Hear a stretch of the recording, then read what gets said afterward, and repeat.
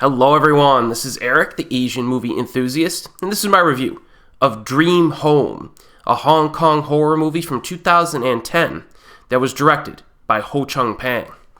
In Hong Kong, a woman works two jobs with the hope of earning enough money to buy her own apartment with a view of the Victoria Harbour. In mixed chronological order, we see scenes from her past. In her childhood, her family and friends were evicted from their low-rent housing so that developers could build expensive flats. Later in life, she vows to buy her mother and father a new apartment, but is unable to fulfill her promise before her mother dies. When her father becomes ill, she begins searching in earnest for a new place, having an obsession for the Victoria Bay No. 1 high-rise address from her childhood vow. But terrifying murders begin to happen within the complex. Now, Dream Home is a film. Gets a decent amount of internet hype, at least when it was originally released. One reason for that is the graphic violence, but we'll get to that later.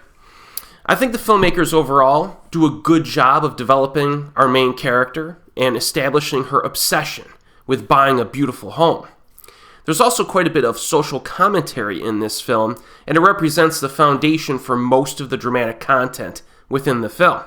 In fact, it's surprisingly relevant for the United States in 2023. If you do some research online, even just on YouTube, there are a number of financial analyses out there that show a decrease in the purchasing power of the average American salary. So, for example, it was much easier to buy a home back in 1970 on an average salary than it is in 2023. And that's basically the premise of Dream Home in a nutshell, only related specifically to the Hong Kong housing prices back in the 2000s. So some movies become even more relevant over time, and this is one example for you. Now, the protagonist is played by Josie Ho, who has appeared in a number of movies over the years. Within my Asian horror playlist on this channel, I mentioned her a few times. I think the earliest mention of her was in my review of Horror Hotline, Big Head Monster from 2001. It was a pretty good horror flick. But in Dream Home, she plays a very interesting and multi-dimensional character. And in my opinion, this is the best performance of her career. She was also a producer on this film, since her production company 852 Films was behind it, and that studio also produced Revenge, a Love Story, which was released also in 2010, and that film's certainly memorable, also for its violence.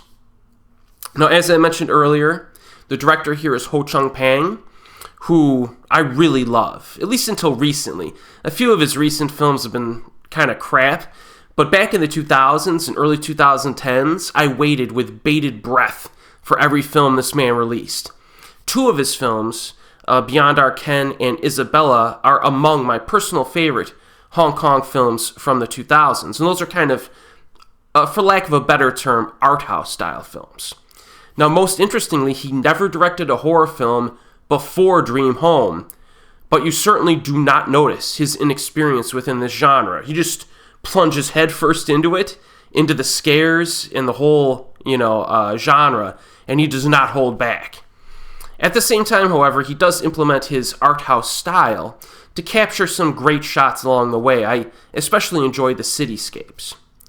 Now, the biggest warning I would give to potential viewers, and I mentioned it already, is the violence. Now, the violence in this movie is pretty brutal and graphic. It's not for the faint of heart. So if you have difficulty handling gore in your movies, I'm not sure I could recommend this one to you, because you might have trouble finishing it. However, if you're like me and you enjoy that kind of thing, there's plenty to enjoy here. The opening scene definitely sets a wince-worthy tone. It'll make you squirm a bit, and it's one of the tamer deaths in the movie. There's a scene involving a plank of wood that's pretty crazy, possibly the most memorable death in the film. There's another one involving a vacuum that's real, disturbing in many ways. And there's some other stuff as well. The kills are pretty creative in this, and actually quite mean-spirited. At times, Dream Home becomes perhaps a little excessive in its bloodletting, but its visceral nature is consistently impactful. Now, there are a few maybe unrealistic elements regarding human biology, like the way the human body reacts to things. And there are a few little bits of CGI that are mixed in spots. But most of the effects are practical, and the unrealistic biology thing they're kind of minor gripes, I would say. Not a big deal. So if you're in the mood for a violent horror film that's also high quality, check out Dream Home if you haven't already. I strongly recommend this. It's available streaming on Amazon and Shudder. And as always, I'll see you next time.